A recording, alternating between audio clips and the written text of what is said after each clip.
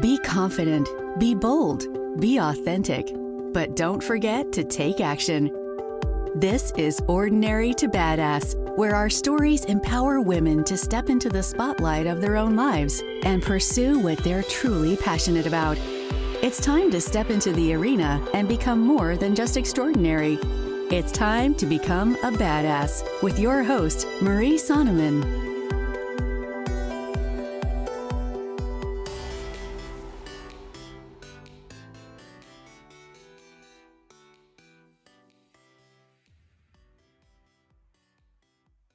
Welcome to Ordinary to Badass, episode number 144. In this episode, you'll hear from Christine Goodner. Christine teaches young kids to adults how to play music or how to play different instruments. And it's really interesting the different tactics that she has or that she suggests for you if you need ideas to get your kids interested in an instrument, or maybe they've played for a while and they're starting to get tired of it. So definitely listen to this episode, find out all the details about that. But also, we are going to talk a little bit about habits and forming new habits and how to make it a little bit easier. So stay tuned because you're not going to want to miss it. But before we get there, I've got to ask you, have you signed up for the Gather and Plan retreat? Gather and Plan is going to be at the end of October 2021. And we are going to gather with other badass women just like you, and it's going to be so much fun. This is the place where you can form so many deep relationships and plan out the rest of 2021. Let's get ahead of the game. Let's not wait till the new year where everybody's trying to do the same thing. Let's get ahead so that we don't have that pressure to start, right? And I don't know about you, but I have had the most transformational experiences when I'm with a group of other people who are like-minded, because it just elevates your game. It helps you see what's possible for yourself, and people are going through the same struggles that you are, but it can really push you far beyond what you ever thought was possible. So the link will be in the show notes, and I would love to have you at the Gather and Plan retreat. All right, with that, let's get to the episode.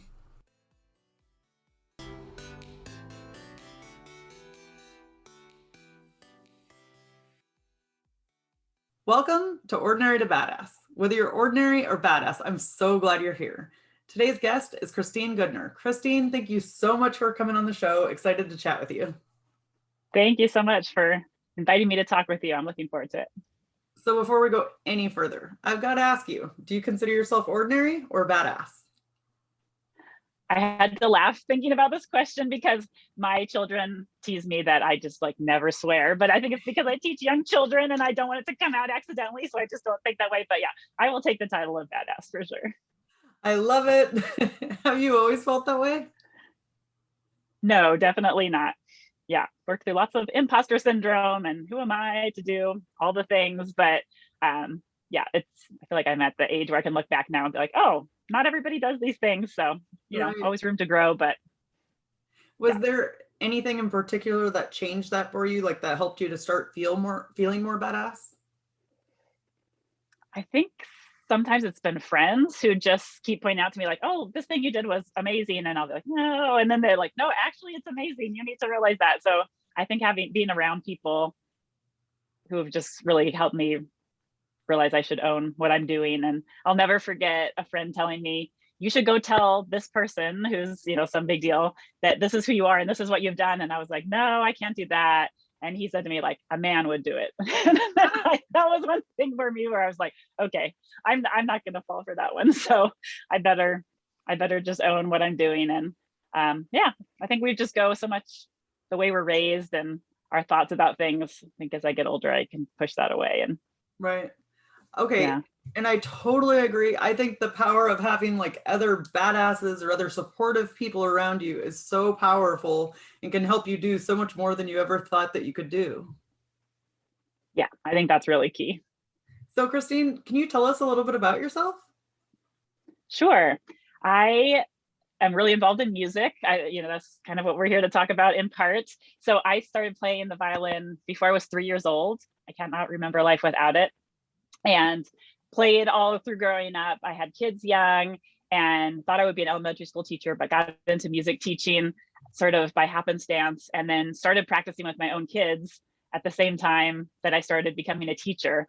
And so I do a lot of thinking about supporting families who are working with young students, how to support music students to be successful, and kind of the things that I wish I knew when I had gotten started doing what I do. So lots of music, and I write and podcast and share my ideas in many ways like that.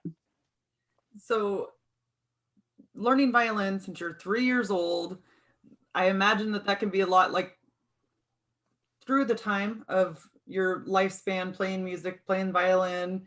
Have there been times where there's been like down times or droughts where you didn't feel as passionate about it? And then what did you do to kind of get back into it? Yes, definitely. I think so. Something I always try to share is just the ups and downs are so normal. And because I started so young, and I begged my parents to play, but I hit about early high school years and I suddenly decided like, oh, my parents are making me do this. And I really hit a drought period of like, rebellion, I guess, but I rebelled by playing the viola, which is kind of the same thing as violin. But so I think sometimes, reflecting on that is just like a bigger picture thing, is just changing up what I've done when I hit those drought periods. It's like, what can I do that's related, but feels new and can put some inspiration and new fun into what I'm doing. That really helps when I hit those periods. And of course I've hit them many times since, but that one sticks out. Okay, so I can totally relate to that because for me it was sports.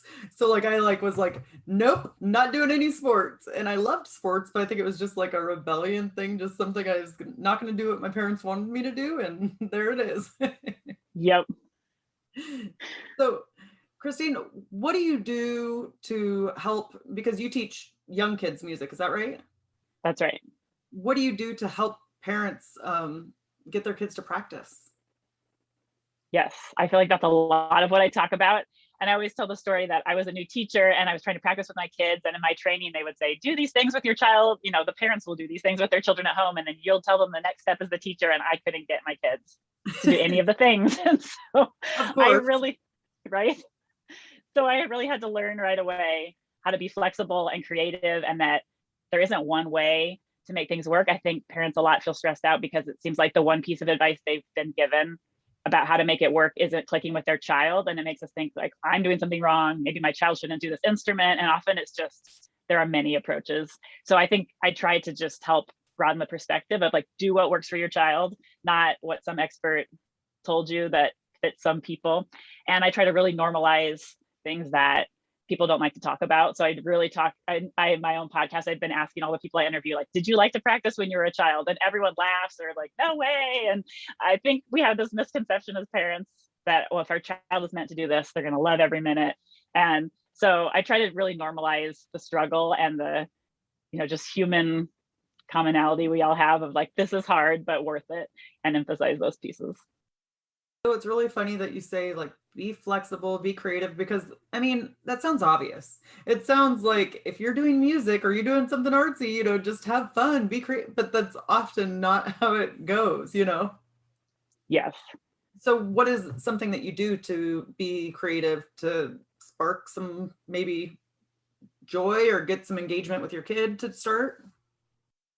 I really like parents to think about asking their child questions and getting them engaged. I think sometimes it becomes like practicing with a child is having them obey instructions from the teacher or the parent rather than, oh, they're engaged and interested. And so really bringing out what does the child like about it? And if it's something goofy, that's fine, go with it. I've just asked parents to figure out what does your child love in other areas and bring that in. So I've had parents tell me they do a push-up every time their child does something successfully in the practice, or there's a parent that have a child clip a bow in their hair. She showed me a picture of her whole head covered with weird bows. And so I think just like what delights your child and helps them get excited about practicing, even if it seems way, outside the box, and just go with it, because we're just trying to do something really hard that takes a lot of discipline. Right. And so we've got to make it fun. Okay. So I just had flashbacks of myself playing the recorder as a kid, and I was awful. I was absolutely awful, playing hot cross buns like a madwoman. And it made everybody else in the house miserable. So do you have any advice for parents when they have a kid playing music, but it just sounds awful? Like you want to be supportive, but it's hard to listen to. Yes.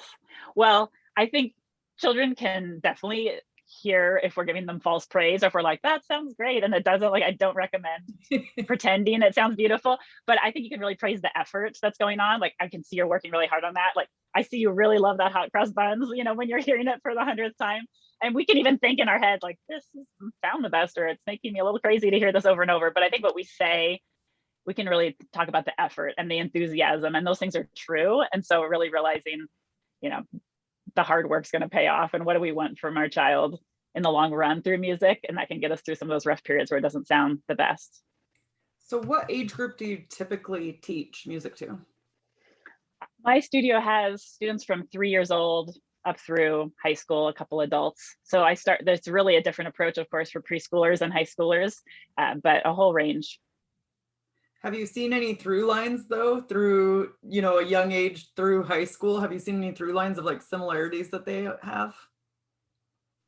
Yeah, I think it doesn't change, that we have to figure out what sparks their interest. That interest might change, but really figuring out, I think I learned with my own children, like, this is who this child is as a person, and then pulling that out through music. I have a lot of colleagues and I who will just say, music, violin might be just like a byproduct, and what we're really doing is learning how to work with ourselves, how to work with each other, how do we love music, however we feel about our assigned piece of music or assignment that week.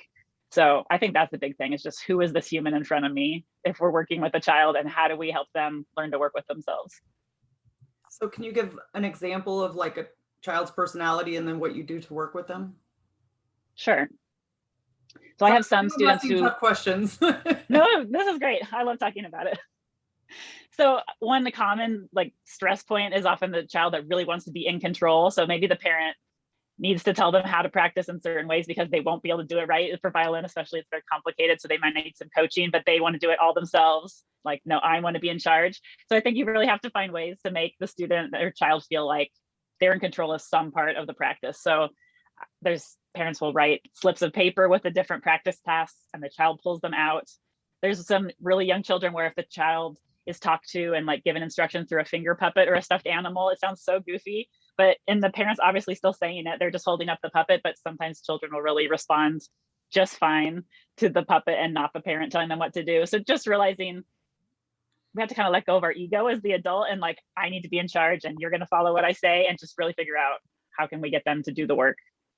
Yeah, that's funny because I was just talking to somebody about this recently.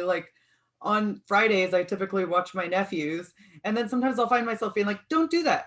But there's not really a reason why they can't do that. Why? Because it annoys me, but sometimes, like you said, our ego gets in the way and we feel the need to interject when it's really not about us. Sure. And when it's your own child, there's just so many things we're trying to get our children to do all day long, and it's very easy to slip into that, or things we heard from our own parents. And we're like, I'm never saying that to my child. And then we just get tired and frustrated and it comes out. So I feel like it takes a lot of thinking about our parenting and our doing our own work to do it really well. Yeah, definitely. So what has changed for you? Becoming a teacher and going through stuff with your own kids, what has changed for you? I always say if I went back and practiced with my own kids again now, I don't think it would be any easier, but I think I would more easily let go of this is the way it has to be, and just figure out what works for my child. So I think what I've learned over time is to really tailor things specifically to what works. And I was talking to somebody else recently about how the fact that when we were growing up, I don't know if you felt this way, but a lot of things were treated as character qualities, things like focusing, or things that really are brain development issues or maturity issues. And now we know so much more about child development in the brain than we did 20 or 30 years ago.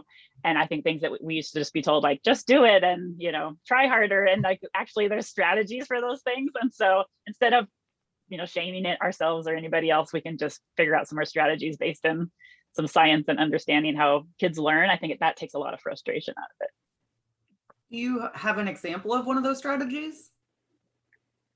Sure. I don't know if this would qualify as a strategy per se, but one big thing is just getting started with practice. Parents get annoyed that they have to remind their child to practice, for example. And it's oh, well, if they liked this, they would just get started without a reminder.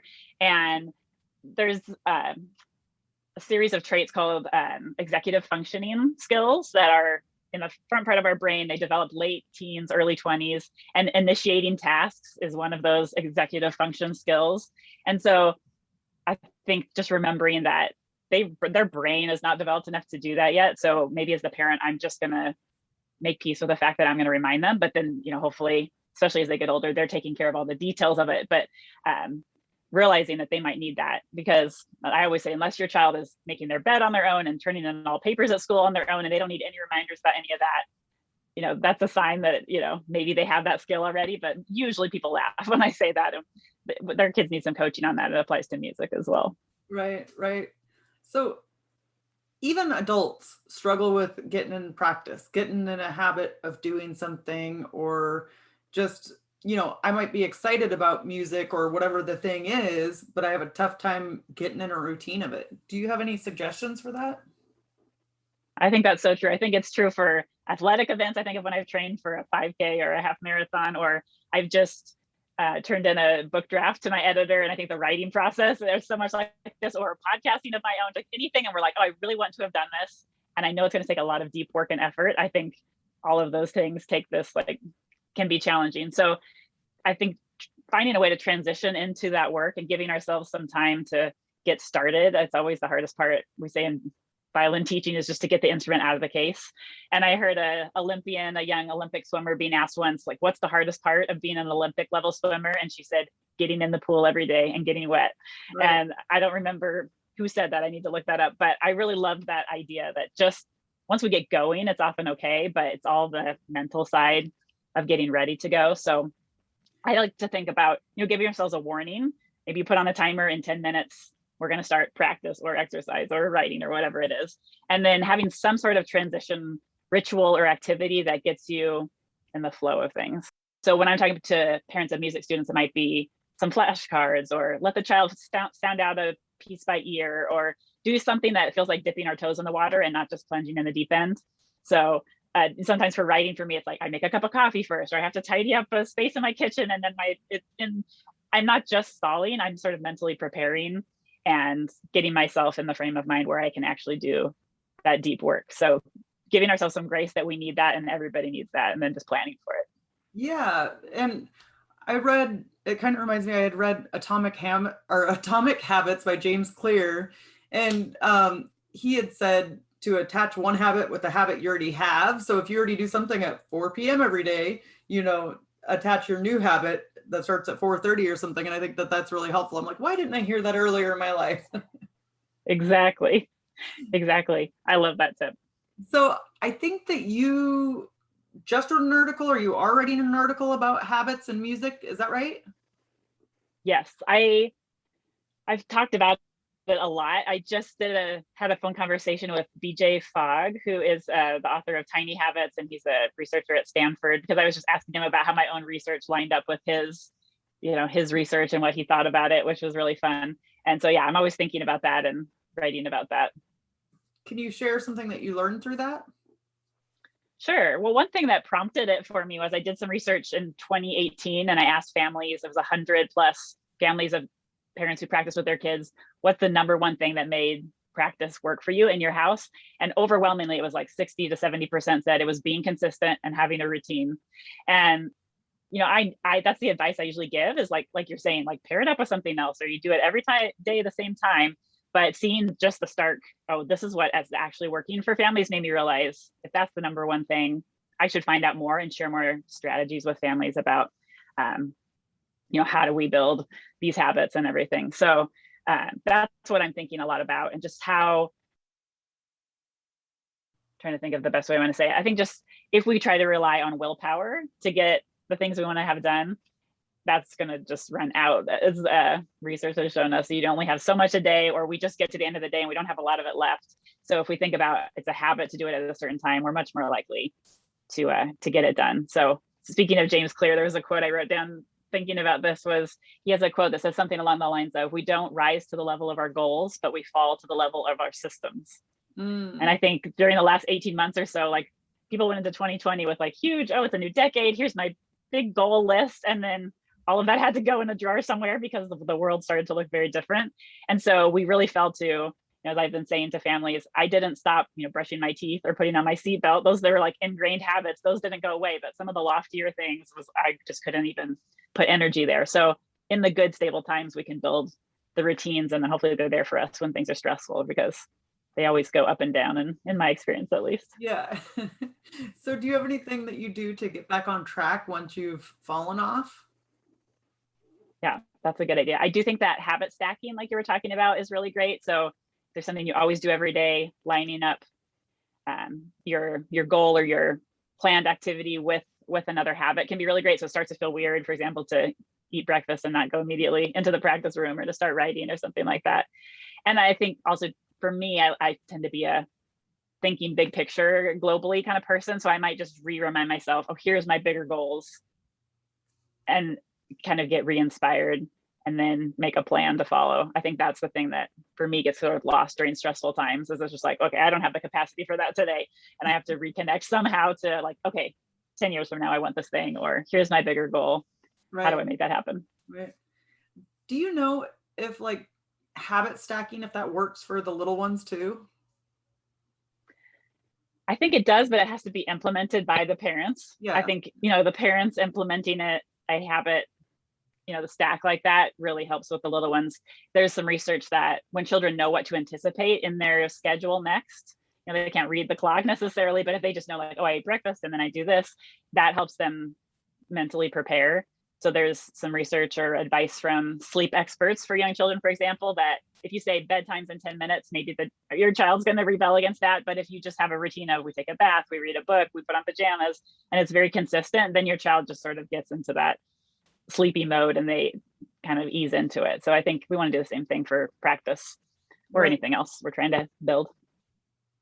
Do you think that creativity, like we talked about earlier, do you think that helps get out of some of the forced feeling of practice? Like, I know if we're in a habit of doing something, you're trying to get your kid to do something every single day, it could feel forced.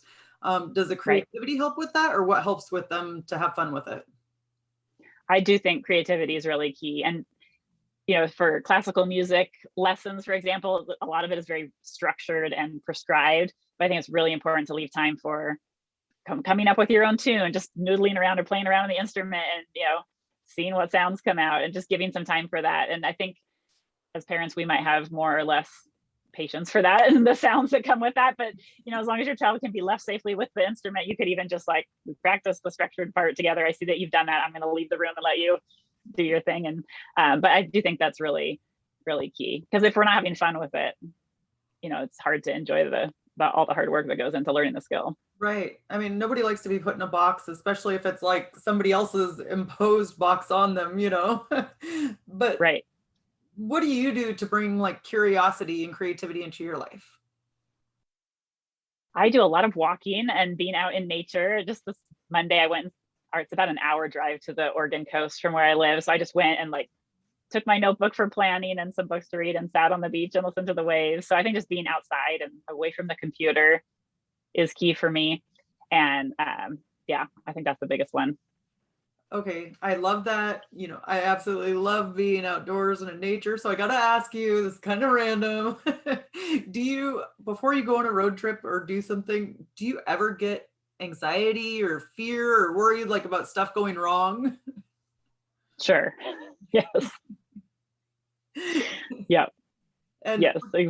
What do you do to push past that? Well, I do try to just take stock of like, is there reality to any of these worries, and deal with that if there's like valid concerns. Yeah. And I think then I just try to remind myself, okay, here's the things I'm going to do, and kind of talk myself down from that. But yeah, I think that's the way my brain works in general, is like, let's think of all the possible things that might not go well here. And sometimes that's good because it makes me think ahead and solve problems in advance. And sometimes I just need to really not let that stop me from doing things. Yeah, good. I'm glad I'm not alone. Nope. Like, I definitely like nature and like outdoors and adventure, but like I often have like a feeling of, oh no, what if this happens or that happens, Yeah. So Christine, has your whole journey with music, has it all been gumdrops and lollipops, or have there been any like struggles along the way? No, there's definitely been struggles along the way. Yeah, I don't know anybody nobody in my life has it all easy necessarily all of the time. I do think I've learned a lot about myself through music.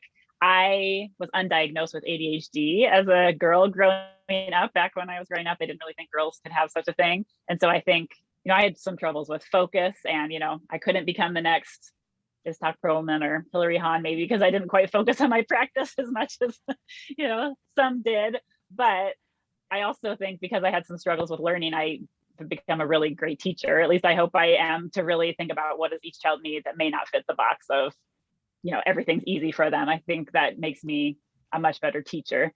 So, we don't always have to look for the silver lining of everything, but that's one thing of, that was a struggle for me, for sure. Well, I think it's important because I think we often think if we suck at something that we shouldn't do it anymore, or we make it define who we are.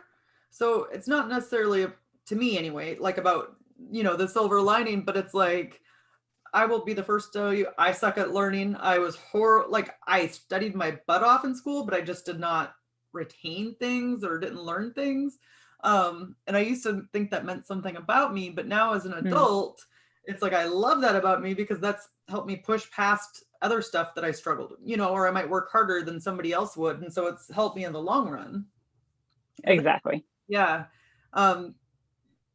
So what would you say to somebody who's struggling with music or struggling, their kids struggling with music? Well, I think there's just so much more to studying music than an end goal of you become the next famous soloist or you play in a symphony as a professional. There's so many things that music gives us: learning to focus, learning to work through hard things, learning to take big problems and break them down over time. And a lot of musicians feel like that's their superpower they got from growing up learning music, is that nothing big daunts you. You just kind of work away at a little piece of it. And so I think just realizing all the things that have to do with music besides this will be their career. Like, for example, your child may not be the star of a sports team, but maybe they learn how to move their body and they're going to have fitness and, learn how to be healthier for life, whether or not they go to college and play their sport, something like that. So I think music should be the same. We might enjoy music for life. Hopefully we love music for life. And we learn so much about ourselves and how we learn through the process, whatever level we get to. Hopefully we can enjoy having that music and not just focus on the end goal being a performer of some kind. Right. And sometimes it's about the consistency too, like seeing your progress over a period of time and how much you sucked at the beginning and you're better now, or I don't know, just what it does for you to do something day in and day out and learn from it, Right. There's not a ton of things we do in life that are such a long-term, so much work over time before you really see, oh, we're really good at this. Like for a lot of my students, 7, 8, 10 years before we get from beginner to really advanced levels. That's a really long time. There's not a lot of other activities where kids get to learn those lessons. So what do you tell the parents in between then? Because sometimes parents think 1 year they should be amazing, Right.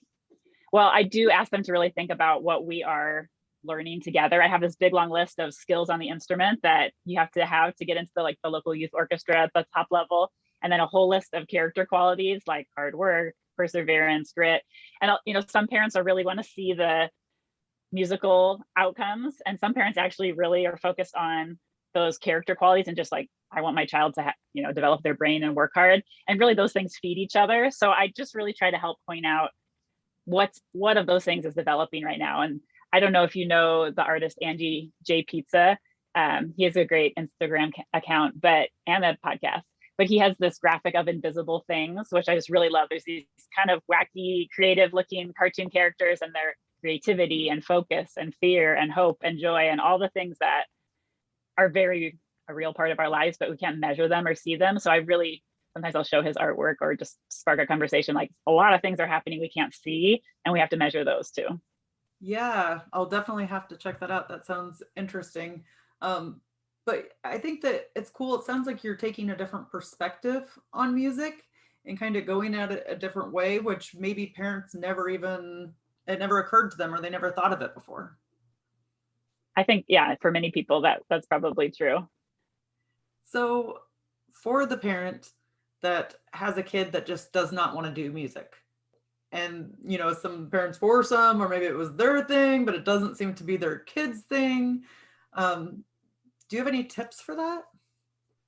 Yeah, I think sometimes I've had parents ask, like, will I damage my child if I insist they do music all the way through school? And I think it can be really thought of as a similar subject as math or English. I think it's fine to say, in this family, we all are going to study a musical instrument. And I don't think anybody I've met feels like they have been damaged by playing an instrument. Like, we have to be careful of physical issues and all that. But sometimes it's like the fighting about practice and the relational things that can cause some problems if we're not careful. So I would just be really careful if you're requiring that for your child.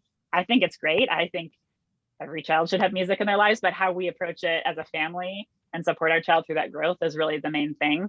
And for them to learn all these skills, human skills and educational skills, and focusing on that, and maybe just trying to step back from the conflict and the pressure around practice. That's my biggest tip. Yeah. I know practice and pressure, like, that doesn't lead anybody to want to do anything. Right. Gosh dang it. No, I just lost what I was thinking. No problem. What has music done for you in your life? Yeah, I was thinking about this. Like I said, I don't remember my life without music in it.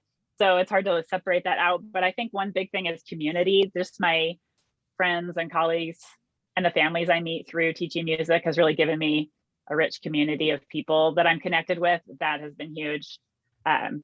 Also just teaching me about myself. And when I was diagnosed as an adult with ADHD, the person working with me said, like, probably you got through school so well and like learned to work with yourself so well because you had the structure of music lessons all the way through. And so I really learned, how do I keep myself going when it's hard or seems impossible? So I feel like I just have learned a lot of self-awareness, I guess, and learning how to work through tough things. And then there's just a piece of playing music with a big group of people that feels like being part of something much bigger than yourself. And I think that's kind of like a feeling of awe or something like that, maybe is the best way to describe it. But that's a really magical thing. It comes through musical theater, maybe as sports teams as well. But that's really been a gift to me as well. Yeah, I mean, I think music can bring so much joy if you let it. But then there also could be another side of music, like the awkwardness for people that feel like they're awkward singing, dancing, playing an instrument, whatever it is. How do you help people get over that awkwardness? Yeah, I do think there's a benefit from starting so young, and you just sort of get, I think, used to playing in front of people. I've had students who had really paralyzing anxiety over performing, for example. And so sometimes I just have them come watch performances, or we've gone into like downtown outside of the, a park or farmer's market or something, and just play for people as they're walking by. And I think a lot of low pressure opportunities to make music, so that it doesn't just, sometimes it feels like all high stakes, like we're going to have this formal recital and you're going to wear fancy clothes and everyone's going to stare at you. Like that's too much for some people.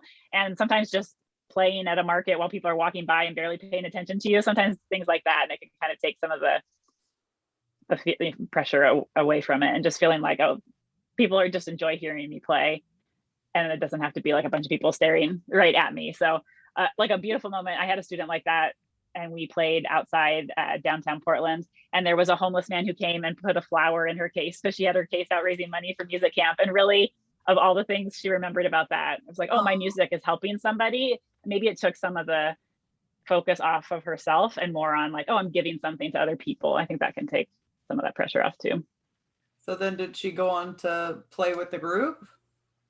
Yeah, I think almost all my students have gone on to eventually perform. I had one student who would just get up and start to play, and then some point in the piece make a mistake and just walk off stage in the middle and not finish it, like, for years. And we just try not to make a big deal about it, but that I just still remember the first recital when she just could play all the way through, and didn't give up if there was a little mistake. That's a huge life lesson. So do you talk to the parents about that at all? Like, about not making it a big deal, or what they should do if their child walks off? Yeah. And I can't, I have to be careful I don't cross a line of like telling people how to parent or lecturing people how to parent, but I do try to offer my own perspective or a big picture perspective. And I've worked with a lot of students and had my own experience. And yeah, I definitely talk about it. Okay. So Christine, let's end with a tip to encourage women who are in the arena fighting for the life that they want. I love that. Well, the first thing I think, just coming off of that consistency piece, is keep going. I think there's been times when my own work, whether it's writing or podcasting or teaching, I've sort of felt like, I don't know what I'm doing. Why am I doing this? And really continuing to learn and continuing to just grow and improve as I do the work. I think that's the thing. I wish I could go back and tell my younger self, like, just keep going. You will find people that will help you along the way. You will find other people doing the same thing.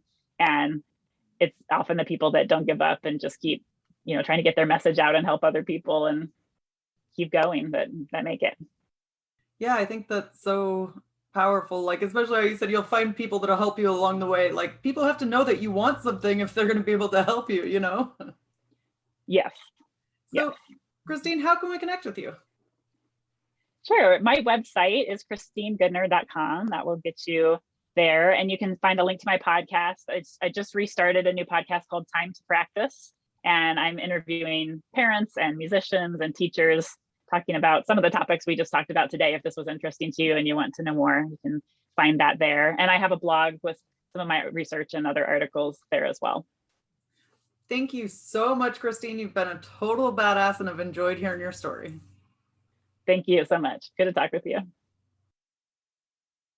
And with that, we'll end our show. To all the badass women out there staying in the arena, wherever you are, whatever you are doing, own it and get after it.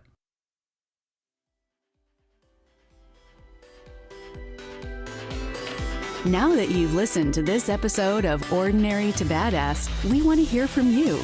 Go to our website, ordinarytobadass.com/podcast, and submit your own experience on how you took your life from ordinary to badass, and get the chance to be on a future Spotlight episode of the show. That's ordinarytobadass.com/podcast. While you're waiting for the next episode of the show, wipe off the sweat, dust off the dirt, and get back in the arena.